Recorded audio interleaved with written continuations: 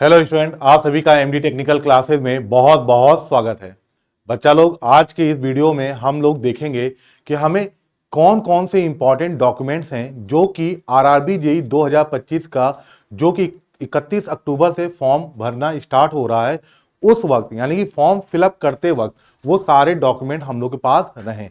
और साथ ही साथ फॉर्म को फिलअप करते वक्त कौन कौन से इंपॉर्टेंट पॉइंट हैं जो कि हमें पहले से पता होना चाहिए। तो बिना आपका समय गवाए आइए जल्दी से चलते हैं तुरंत। तो देखा जाए तो सबसे पहले बात करते हैं, मैं इस नोटिस के बारे में जल्दी बता दूं कि आरआरबी जेईई 2025 का जो फॉर्म फिलअप है भैया स्टार्ट होगा 31 अक्टूबर से। कब तक भराया जाएगा? 30 नवंबर तक फॉर्म भराया जाएगा। लास्ट डेट क्या है फीस सबमिट की? तो 2 दिसंबर तक आप फीस सबमिट कर सकते हैं ऑनलाइन। और करेक्शन विंडो जो है, कहने मतलब कोई सी भी प्रकार की अगर कोई गलतियां हुई हैं तो उसको सुधारने का जो मौका मिलेगा वो आपको 3 दिसंबर से लेकर 12 दिसंबर तक आपको मिलेगा। ठीक है, चलिए। अच्छा, और बात ध्यान सुनते हैं। तो ये सेंट्रल गवर्नमेंट की लेवल 6 की एक जूनियर इंजीनियर की जॉब है। ठीक है, और इनिशियल पे कितना? 35,400। एज जो है, एज लिमिट अगर अनरिजर्व कैटेगरी की बात करें तो 18 से 33 साल तक होनी चाहिए, ना 18 से कम ना 33 से ज्यादा।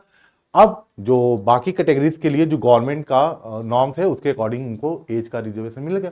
चलिए, अब बात करते हैं टोटल नंबर ऑफ वैकेंसी। सभी को पता है कि 2569 वैकेंसीज हैं। चलिए बेटा, अब बात करते हैं हम लोग इंपॉर्टेंट डॉक्यूमेंट्स की। यहां पास अब क्या क्या बातें ध्यान रखनी, पहली चीज ध्यान सुनिएगा। सबसे पहले आपको क्लियर कट रहे कि एज लिमिट क्या है। तो अगर बात किया जाए लोअर और अपर एज लिमिट की, तो यहां पर ध्यान देखिए, lower age limit age on 1 January 2026। तो ये कह रहा भैया कि आपका जो डेट ऑफ बर्थ है वो 1 जनवरी 2008 के बाद का ना हो, क्योंकि 1 जनवरी 2008 के बाद का अगर डेट ऑफ बर्थ है तो इसका मतलब आप 18 से कम के हो गए और आप फॉर्म फिलअप नहीं कर सकते हैं। ठीक है, तो आप किसी भी कैटेगरी के हों, ये ध्यान रखिएगा कि जो मिनिमम एज लिमिट है वो 18 साल है। तो आप किसी भी कैटेगरी में आ रहे हैं तो आप ध्यान रखिएगा कि 1 जनवरी 2008 के बाद का जन्म ना हो। अगर बात करें हम अपर एज लिमिट की, तो वो कैटेगरीज वाइज अलग अलग है। तो ध्यान सुनिएगा, आपका डेट ऑफ बर्थ अगर आप अनरिजर्व और ईडब्ल्यूएस के हैं तो यहां पर देखिए 2 जनवरी 1993 का पहले का ना हो, अदरवाइज आप 33 साल से ऊपर चले जाएंगे। ठीक ऐसे ही ओबीसी की 2 जनवरी 1990 से ज्यादा का ना हो, ऐसे एसटी एससी का 2 जनवरी 1988 से ज्यादा का ना हो, अदरवाइज 33 साल से ऊपर की कैटेगरी में आ जाएंगे। अब बात करते हैं कौन कौन से डॉक्यूमेंट उस वक्त आपके पास होने चाहिए जब आप फॉर्म को फिलअप करने बैठे हैं। तो पहले मैं बता दूं डॉक्यूमेंट के साथ साथ और क्या क्या बातें आपको, देखो कई बार क्या होता है कि स्टूडेंट डॉक्यूमेंट तो अच्छी तरह से अपने पास रखता है पर वो उन बातों पे ध्यान नहीं देता है जो कि फॉर्म फिलअप करते वक्त उसको पता होनी चाहिए। तो कौन कौन सी बातें हैं? पहली चीज मैं डॉक्यूमेंट बता दूं। देखिए, जो आपका मैट्रिकुलेशन सर्टिफिकेट, जो आपका कह लीजिए हाई स्कूल का जो आपका सनद होता है, सर्टिफिकेट होता है, वो अपने पास रखिएगा, क्योंकि उसी के अकॉर्डिंग डेट ऑफ बर्थ के लिए अगर कोई पूछे कि सर्टिफिकेट कौन काम करेगा तो ये आपका मैट्रिकुलेशन सर्टिफिकेट ही, 10th का जो आपका मिलता है भैया प्रमाण पत्र, वही काम करता है। और आपका नाम, आपके फादर नेम, सब में यही काम आएगा। फिर डिग्री एंड डिप्लोमा, आपके पास जो भी क्या कहते हैं आपने इंजीनियरिंग किया है या डिप्लोमा किया उसका, और साथ ही साथ आपका higher secondary PCM, physics chemistry math, इन सबके आपके पास सर्टिफिकेट होने चाहिए। कहने मतलब यार 12th का सर्टिफिकेट भी होना चाहिए, बीटेड डिप्लोमा का होना चाहिए। फिर कास्ट सर्टिफिकेट भी भैया आपके पास होना चाहिए, सेंट्रल गवर्नमेंट से अप्रूव्ड होना चाहिए। ध्यान रखिए, क्योंकि आरआरबी जेईई सेंट्रल की नौकरी है, तो आपके पास कास्ट सर्टिफिकेट जो हो वो सेंट्रल गवर्नमेंट से अप्रूव्ड होना चाहिए फॉर्म फिलअप करने के लास्ट डेट से पहले तक का। ठीक है ना? अच्छा, डोमिसाइल सर्टिफिकेट होना चाहिए, जितना लेटेस्ट हो उतना अच्छा होता है। माइनॉरिटी डिक्लेरेशन सर्टिफिकेट, ये भी अगर आप इस कैटेगरी में आ रहे हैं तो आपके पास होना ही चाहिए फॉर्म को फिलअप करते वक्त। और ईडब्ल्यूएस सर्टिफिकेट, ये भी आपके पास होना चाहिए अगर आप इसके लिए रिजर्वेशन को वो कर रहे हैं। ठीक है, ये तो हो गया वो चीजें जो कि आपके पास फॉर्म को फिलअप करते वक्त रहनी चाहिए। अब बात करते हैं कौन कौन सी बातों पे आपको ध्यान देना है। सबसे पहली बात बेटा ध्यान सुनिएगा, सबसे पहली बात आती है मोबाइल नंबर। देखो, जब भी आप आरआरबी जेईई का फॉर्म को फिलअप करने जाओगे तो सबसे पहले आप रजिस्टर करोगे अपने आप को। रजिस्टर करने का मतलब अपना मोबाइल नंबर और अपना ईमेल आईडी, ये दो चीजें वहां आप रखेंगे। तो याद रखना, आपको वो वाला मोबाइल नंबर रखना है जो कि आप अपना हो और हर समय उसको चालू रखें, क्योंकि आगे जो भी नोटिफिकेशन आएगा रेलवे की तरफ से वो आपको उसी मोबाइल नंबर पे आएगा। और ठीक ऐसे ही जब ईमेल की आपसे पूछा जाएगा तो ईमेल में भी आप अपना ही ईमेल आईडी डालेंगे, इस बात का ध्यान रखेंगे। तो फोन नंबर और ईमेल आईडी आपका अपना होना चाहिए, और ऐसा होना चाहिए जो कि आप, अब कई लोग हैं कि ईमेल आईडी उसी वक्त बनाए और फिर सब भूल गए, उसका पासवर्ड उसका आईडी सब कुछ भूल बैठे हैं। तो ऐसा नहीं भैया, एक अच्छा ईमेल आईडी अगर है, कई दिन से चला रहे हो तो उसका यूज करो, नहीं है तो एक प्रॉपर बना के अच्छी जगह जहां इंपॉर्टेंट चीजें नोट करते हो वहां उसका पासवर्ड सब नोट कर लेना। और मोबाइल नंबर वो वाला ना देना जिसको आप लोग कभी चेंज करते रहो, तो ये ध्यान रखना, ठीक है। यानी कि मोबाइल नंबर ईमेल आईडी वो रखेंगे जो कि चेंज ना हो, आपका हो। फिर साथ में आप आधार कार्ड रखिएगा, क्योंकि आधार कार्ड का नंबर आपसे पूछा जाएगा। फिर अगर बात करें कम्युनिटी डिटेल्स, वही चीज मैं कह रहा हूं, देखो ओबीसी, ईडब्ल्यूएस, एससी, एसटी, तो सारे बच्चे ध्यान सुनिएगा, एससी और एसटी के जो कैंडिडेट्स हैं उनके पास अपनी कम्युनिटी जो भी सर्टिफिकेट है वो उसको बनवा लीजिए। अगर बना है तो ठीक है, लेटेस्ट हो बनवा लीजिएगा, सेंट्रल गवर्नमेंट से अप्रूव होना चाहिए। और बात करें ओबीसी और ईडब्ल्यूएस, तो इनका जो सर्टिफिकेट है वो जितना लेटेस्ट हो उतना बेटर है, तो इसका ध्यान रखिएगा आप लोग। अच्छा, अब बात करते हैं फोटो की। तो देखिए, आरआरबी ने इस बार फोटो के लिए बहुत क्लियर कट मेंशन किया है। मैं नेक्स्ट सेशन पे, मतलब नेक्स्ट पेज पे आपको ले जाके फोटो के बारे में पूरी अच्छी तरह से एक्सप्लेन करता हूं। तो ये पॉइंट अभी रुक जाते हैं। सिग्नेचर ध्यान रखना है कि सिग्नेचर, एक चीज ध्यान दीजिए, कई बार बच्चे क्या होते हैं कि जब फॉर्म फिलअप करना होता है तो वो अपने उस सिग्नेचर को अपलोड करते हैं कि पहली या ज्यादा उसको यूज नहीं किए हैं और कलाकारी उसी में कर रहे हैं, बना दिया, अपलोड कर दिया, और जब फॉर्म एग्जाम देने गए वहां पर जब सिग्नेचर करने को कहा गया तो मैच ही नहीं कर पा रहा है। तो भैया सिग्नेचर ऐसा होना चाहिए जो कि आप बहुत पहले से करते चले आ रहे हो। और सिग्नेचर करते वक्त भी ध्यान रखना है कि पेन का कलर क्या रखना है, ये सब चीजें हम अभी आपको बताएंगे, ठीक है। ये सब ध्यान रखना है, और रनिंग हैंड में सिग्नेचर आपका होना चाहिए। नेक्स्ट पॉइंट जो आपको ध्यान देना है वो है बैंक डिटेल। देखो, बैंक डिटेल क्यों मैं कह रहा हूं, क्योंकि जब आप फॉर्म को फिलअप करोगे तो फीस सबमिट करोगे, तो एक चीज, चलो फीस सबमिट किया, जो भी आपका फीस है आप सभी को पता होगा। तो सीबीटी 1 जो बच्चा अपीयर होता है उसको 400 रुपए वापस हो जाते हैं, है ना, कुछ पैसे प्रोसेसिंग चार्ज को छोड़ के बाकी वापस होते हैं। तो वो पैसे जब वापस होंगे तो आपका जो बैंक अकाउंट अगर आपका अपना होगा तो आपके खाते में आएगा, किसी और का यूज कर रहे हो तो उसके पास चला जाएगा। तो इसलिए बैंक डिटेल जो है भैया वो खुद का देना, सेल्फ, है ना, mobile number self, email ID self, और बैंक डिटेल खुद का देना। 10th क्लास सर्टिफिकेट क्यों मैं बोल रहा हूं, क्योंकि जो भी 10th क्लास सर्टिफिकेट में आपका नाम है उसको वहां रखिएगा। जो फादर नेम है, कहने का मतलब पापा का जो नाम है, वो जो उसमें मेंशन है सेम का सेम वही रखना है, जो भी स्पेलिंग सही सब कुछ। डेट ऑफ बर्थ भी यहीं से आप आएंगे, मतलब सारी डिटेल जो वहां है, ठीक है ना, वो सब यहीं से आप देंगे। एजुकेशनल क्वालिफिकेशन में भैया, एजुकेशनल क्वालिफिकेशन में आप लोग के पास 12th कह लीजिए, जो हाँ पीसीएम पढ़े थे आप लोग उसका सर्टिफिकेट, डिप्लोमा अगर किए डिप्लोमा का, या बीटेक किए हैं, बैचलर ऑफ टेक्नोलॉजी या बैचलर ऑफ इंजीनियरिंग, तो उसका आपके पास सर्टिफिकेट होना चाहिए, ठीक है। और सर्टिफिकेट के साथ साथ, क्योंकि आपके डिप्लोमा और बीटेक में जो सेमेस्टर एग्जाम होते हैं तो सेमेस्टर एग्जाम की मार्कशीट आपको प्रेजेंट टाइम में होने चाहिए फॉर्म को फिलअप करते वक्त, ठीक है ना। इतनी बातें ठीक है, आगे चले। अब बेटा यहाँ बात किया गया वही फोटो वाली बात। तो देखो, फोटो वाली एक चीज बताएं, मैं एकदम सिंपल, बिना ज्यादा पढ़ने से ज्यादा क्या फायदा है मैं आपको बताऊं। फोटो जब भी आप क्लिक करिए, या तो लैपटॉप के फ्रंट कैमरे से लेंगे या तो मोबाइल के फ्रंट कैमरे से लेंगे। अब जब कैमरे से लेंगे आप, तो ध्यान रखना है जो कैमरे और आपकी आंख की लेवल है वो एकदम बराबर हो। जैसे मैं इस वक्त कैमरे पे पढ़ा रहा हूं तो मेरे लिए कैमरा मेरे आंख के एकदम लेवल पे है।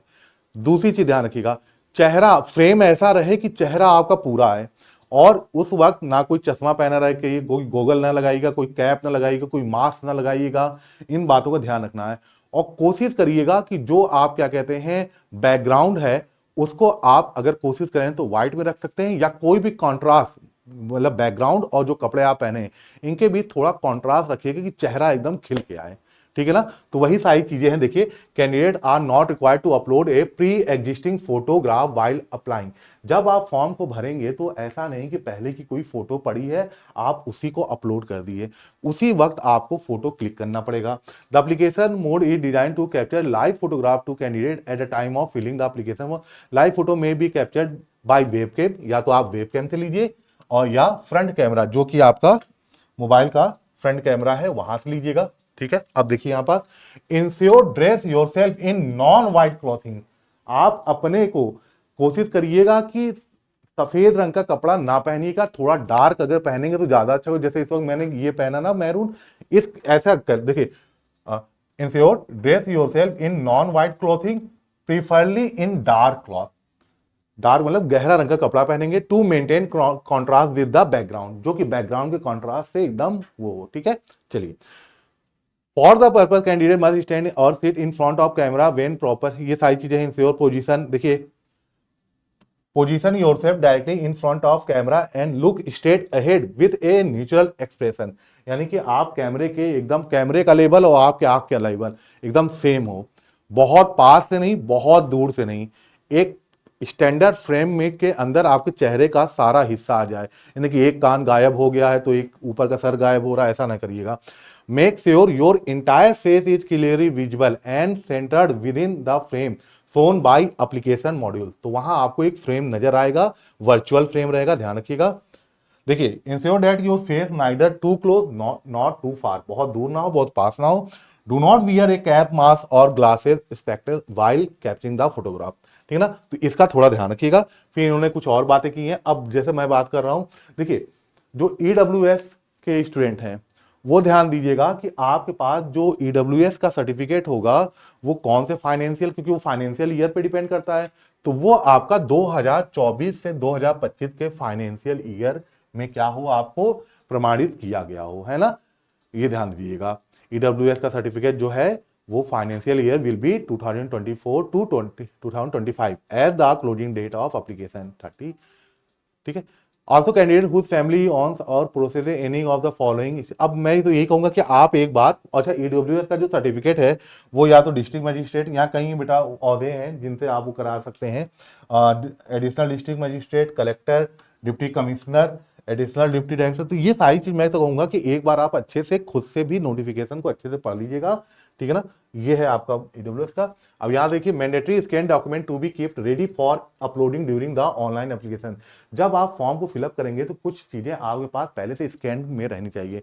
कोई क्या क्या चीजें, जैसे आपका जो सिग्नेचर है, the following need to be upload candidate signature in JPG and JPEG format as per specification given in para.